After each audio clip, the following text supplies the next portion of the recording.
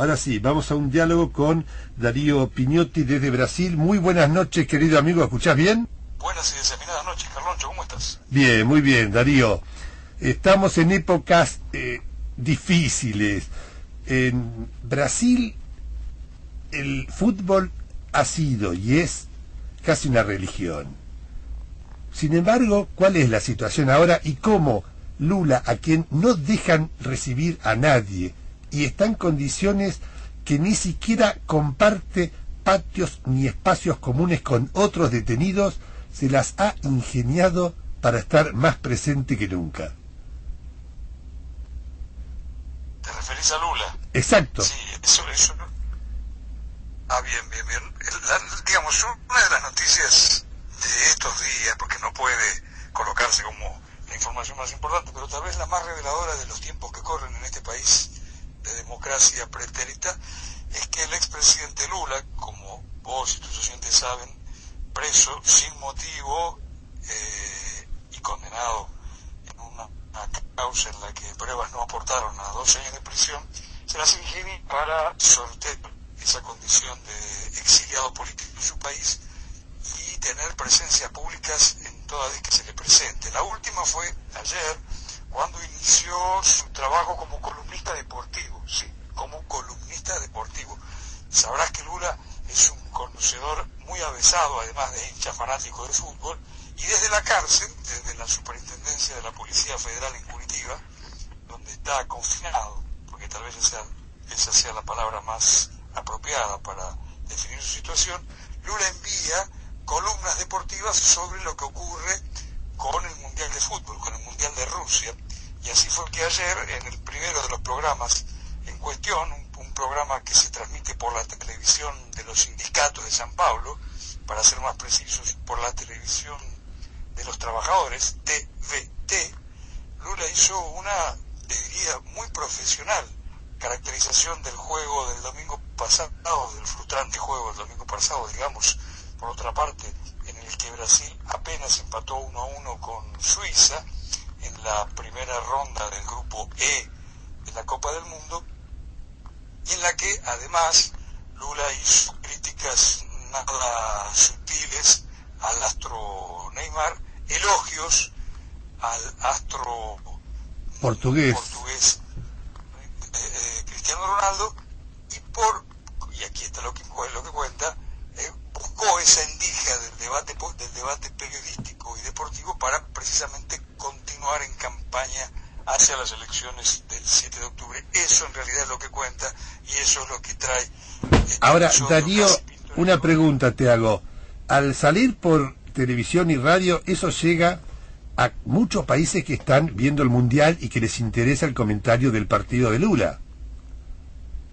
Sí, que pongamos las cosas también en su altura y su peso. Es una televisión independiente, no es un canal de televisión que penetre en los circuitos comerciales masivos, pero por tratarse de Lula, sus comentarios sí tienen repercusión mediática en otros países y en otros medios brasileños. Es decir, la audiencia en sí de la televisión de los trabajadores es modesta.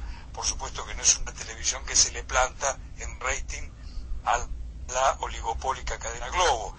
Más, por tratarse de Lula, hoy hasta la propia Globo tuvo que hacerse eco de sus comentarios. Y junto con estos, del segundo spot publicitario, su campaña electoral en las sombras digo porque está encerrado, en el que precisamente hizo un juego de palabras y un juego y una gambeta política, para usar un término al uso, porque este segundo spot publicitario hacia las elecciones del 7 de octubre dice: por el hexacampeonato de Brasil, como sabés, Brasil tiene 5 coronas del mundo, aspira en Rusia a obtener la sexta, y por el tri de Lula, porque Lula ya fue 2 veces presidente. Decime, Darío, y corregime si me equivoco, en Brasil el fútbol es casi una religión, y sin embargo, sumado a que en el momento que se formaban las concentraciones contra Dilma se utilizó la camiseta de Brasil, mucha gente asocia esa camiseta ahora con el golpismo y hay un 50% más o menos que no le interesa este mundial. Sí, son datos estadísticos, y por lo demás, de una encuesta realizada por uno de los diarios que, como todos los diarios comerciales, apoyó el golpe, el diario Folia. La estadística, la encuesta la realizó Datafolia, que es la agencia cautiva de ese diario. Y para ser más precisos, en rigor, el 53, es decir, uno y un poquito más de cada dos brasileños dijo que no le importaba un ápice la Copa del Mundo, tratándose de los brasileños, de una sociedad, de un país en lo que el fútbol es, como vos decías, una pasión, casi una dolencia de masas. Y esto tiene varias explicaciones. Claro que no vamos a hacer aquí un tratado de sociología para explicar por qué los brasileños están indiferentes a la Copa del Mundo, no porque hayan dejado de ser fanáticos del fútbol. El propio Lula, víctima si las hay del golpe, está viendo los partidos. Ocurre que, por un lado, en el brasileño medio, y entre ellos muchos de los que acompañaron el golpe que derrocó Dilma Rousseff, comprendieron que su obra fue un fiasco, es decir, haber derrocado a una presidenta a la que hasta hoy ni la propia dicta blanda de Temer le encontró un caso de corrupción para poner en su lugar a lo que es, palabras más, palabras menos, una organización mafiosa en el Palacio del Planalto, la dirigida por Temer, hizo que muchos de aquellos que pasivamente aceptaron la caída de Dilma hoy estén decepcionados. Y otros que fueron más activos y que salieron a la calle a pedir por el fin del gobierno del PT, al que denunciaban por corrupto, y en algunos casos hasta lo equiparaban con la dictadura de Corea del Norte. Y esto te lo digo porque lo he escuchado en más de uno de los manifestantes en esos días. Ahora comprendieron lo que hicieron. Y como esas manifestaciones, lo que distinguía a unos y otros eran sus camisetas, y a los golpistas amarillas, las camisetas de la selección brasileña no es que se hayan desteñido, también hay que decirlo, en una adhesión en bloque al golpe, pero por cierto, las camisetas amarillas terminaron por tener esa connotación cromática. Para decirlo, para poner en otras palabras, aquellos que se ponen la camiseta amarilla en estos días huelen a golpistas. Claro que si con el correr de las fechas Brasil pasa a los octavos de final, a los cuartos, a la semifinal y es el campeón, todo lo que te dije ahora va a ser letra de papel mojado, porque habrá masas celebrando el hexacampeonato. Pero a esta hora eso es lo que ocurre.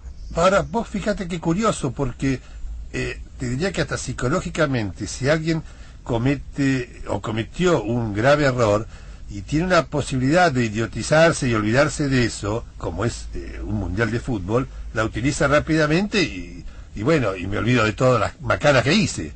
Pero es muy llamativo. Cierto. No sé lo que pensaría Freud y Lacan si estuvieran en Río de Janeiro. Como no sé nada de psicoanálisis, lo único que me animo a decirte es que en el barrio donde vivo, hace 4 años, en 2014, no se podía a esta hora, es decir, 2 o 3 días después del primer partido de la selección brasileña, andar por las calles porque los bares, las esquinas, era todo verde amarillo, y porque inclusive la venta de souvenirs, de camisetas, de bocinas, eran un gran negocio. Claro que no vas a poder oírlo ahora, pero se percibe en el lugar donde estoy ahora, en el mismo, de hace 4 años, hay un silencio de cementerio, y aquellos que salieron a vender camisetas y bocinas las tienen casi en el mismo stock, porque no se venden. Decime, Darío... termina.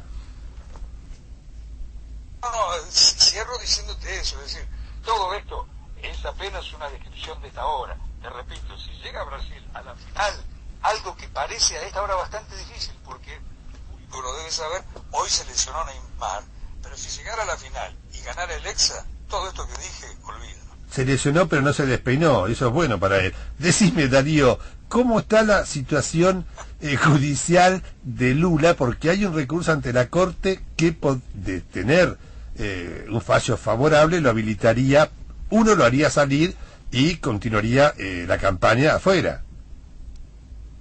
Exactamente. El martes que viene va a ser un día de esos en los que trabajan 26 horas, porque precisamente va a ser la fecha, hoy fue confirmada, en la que una sala del Supremo Tribunal Federal va a analizar esa cautelar presentada por los brillantes abogados de Lula, en la que, como no soy abogado, pero bueno, vos me ayudarás, estás planteando que la pena de Lula no sea tomada en cuestión ahora, sino que hasta tanto no haya una condena definitiva en cuarta instancia, el proceso lo pueda vivir Lula, lo pueda atravesar en libertad. Es que eso se relaciona con la propia constitución brasileña, que como requisito plantea una condena firme, y todavía no está firme. Decime, Darío, Exacto. ¿estás por venir a la Argentina? Es algo que está en carpeta, pero depende mucho de los vaivenes de las crisis brasileñas. Si no fuera que Brasil vive de crisis en crisis, tendría que haber ido hace una semana, pero como observarás, a esta hora, no sé si en este momento todavía, pero hasta hace una hora estaba siendo procesada, estaba ocurriendo la audiencia de la presidenta del PT, Gleisi Hoffmann, también acusada con argumentos ridículos, y bueno, estuvimos trabajando hasta hace... Ahora, paralelamente, con argumentos serios, el segundo de Temer ya fue detenido, y Temer, si sale y no hay un golpe y hay un cambio de gobierno, cuando deje de ser presidente le espera el mismo destino. En otras palabras, el día que vuelva a haber democracia, Temer no dura una hora en libertad. ¿Y eso no asusta pensando que él mismo va a intentar generar las condiciones de un golpe? Él por supuesto que piensa solamente en eso, es decir, lo único que tiene en la cabeza Temer, que nunca fue un estadista, pero que desde hace 2 años es jefe de Estado, es cómo salvarse de la guillotina. Como sabés, Caroncho, en estos procesos muy aluvionales, en estos procesos de desestructuración democrática, golpes, al fin, hay muchos de sus promotores que terminan siendo arrastrados por la marea. El principal lugarteniente de Temer en el golpe, el exonerado Cuña, está preso, es decir, el número 2 del golpe está preso, y Temer cada vez que ve detrás de las rejas a su cómplice Cuña, que además es uno de los hombres que interpósitas personas siguen gobernando, porque uno de los principales ministros de Temer es de Cuña, está viendo su futuro, es decir, Temer sabe que la probabilidad de que vaya preso es altísima, no porque Brasil haya de retornar a la democracia en breve, sino porque los propios centuriones de este régimen, que no es una democracia, tengámoslo por cierto, tampoco es una dictadura, se comen entre sí. Y como Temer no fue lo suficientemente eficaz como para gestionar ese régimen en el que vivimos, también habrá de caer, porque, por lo demás, las evidencias, Roncho, en su contra son abrumadoras. De corrupción me refiero. Sí, ahora, ante un panorama tan incierto, y habiendo tenido la experiencia de 2 gobiernos ya, de Lula más en la etapa de Dilma, los propios sectores, aún de derecha, ¿no ven más favorable un gobierno que se pueda saber qué viene, qué se espera, qué puede llegar a hacer, antes que un caos del cual nunca se sabe qué puede resultar? Eso ocurriría en la pretérita democracia. El orden tan anormal es una situación institucional tan degenerada que esto que vos estás planteando sería propio de algún conservador racional y mínimamente republicano. Ya no los hay. Y los que hay acabaron enlodados en esta dinámica que es vertiginosa. Alguna vez lo hemos dicho con vos en otro programa. Desde el punto de vista nuestro, este fue un golpe híbrido. No viene el caso de hacer toda el pormenor de esa definición, pero como híbrido fue mutando. En su hora el golpe fue un golpe judicial mediático. Hoy es antes que nada un golpe militar, porque el factor de poder que dirime las disputas, inclusive entre los grupos, entre las facciones del golpe, son las Fuerzas Armadas. Por tal, la lógica que hay hoy en Brasil se parece en nada a una democracia, y te diría más, poco a poco ni siquiera guardan las apariencias. Hoy el hombre más fuerte en Brasil probablemente sea el comandante en jefe del ejército, el general Vilas Boas. Es él el que dirime en última instancia los pleitos de Estado. Es él quien en última instancia le avisa a Temer hacia qué lado tiene que doblar en cada esquina. Ese es el orden político hoy en Brasil. Por tanto, esa lógica que vos planteás lógicas, que es la misma lógica que formula Lula, cuando él dice, yo nunca fui revolucionario y menos lo soy ahora en la cárcel.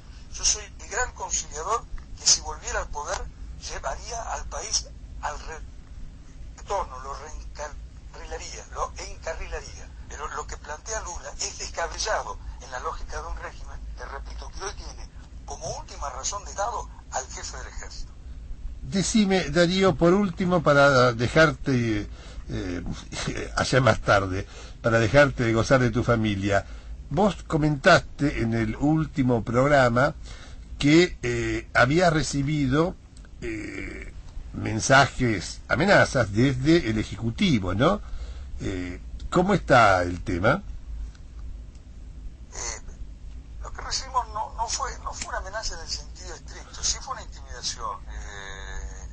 Y nosotros antes tratábamos ese tema con mucho más sigilo, con mucha más omisión. No fue la primera, hubo otras, la verdad, que recibimos en nuestra mesa de trabajo.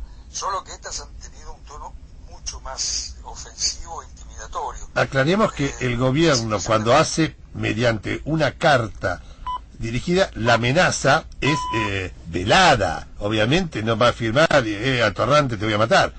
Pero lo que te sugiere en esa nota es la amenaza precisamente. Inclusive alguna vez te la voy a hacer llegar porque vos como abogado vas a entender bien de qué se trata.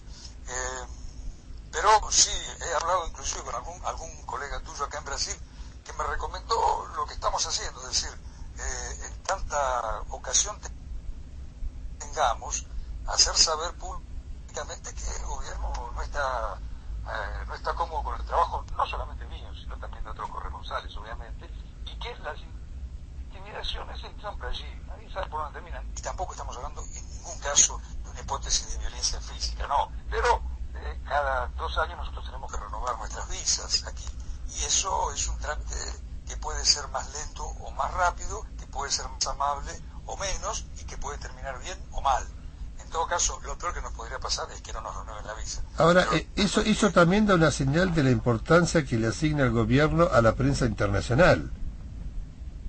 Muchísima, Carloncho, porque uno de los pulmotores que hace que este régimen sobreviva, el primero es que el disgusto con el gobierno no se traduce en movilizaciones populares masivas. Esa es la razón primera. Entre las otras está que el mercado de desinformación, esto es, las grandes cadenas privadas de noticias, construyen un biombo abrumador que impide discernir al público de qué se trata. Pero ese biombo se derrite en la prensa internacional, y en esto hay que decirlo también, no solo en la prensa progresista o crítica, muchos medios conservadores están comenzando a caer en la cuenta de que esto es algo realmente disparatado si se lo llama democracia. Es que para un inversionista extranjero, un lugar que puede ir para cualquier lado y es una bomba de tiempo, no le da la tranquilidad para ir a explotarlo. Así es. Esto quiere decir que no es solo aquello, no se trata apenas de aquellos medios de tradición más crítica o de una perspectiva más contrainformativa. Muchos medios importantes, te cito dos, porque no son todos tampoco. Le Monde Diplomatique, que es un medio de centro izquierda, no más que eso, francés. Y el New York Times, que jamás fue un medio de izquierda, a lo sumo será un medio liberal, caracterizan no como una dictadura, porque tampoco lo es, pero sí como un régimen muy anómalo al brasileño. Y esto, para volver al inicio de tu pregunta, es lo que hace que la oficina de prensa de este régimen esté más atenta en ver lo que se dice del gobierno dentro y afuera, que engendrar hechos que justifiquen que esto sea llamado democracia. Una última pregunta, Darío. ¿Temer hace conferencias de prensa con los medios extranjeros también? ¿Abiertos a preguntas? No los hace, y cuando los hace con aquellos medios que son de su agrado. La que hizo hace algún tiempo, hace no más de 3 semanas, fue precisamente con los medios financieros internacionales, Financial Times y Wall Street Journal, y también el New York Times. Y allí, creo que fue el periodista del New York Times, le hizo preguntas acerca de su futuro político y de si temía caer, si temía ser víctima de un golpe dentro del golpe. Claro que el corresponsal del New York Times no usó estas palabras, pero en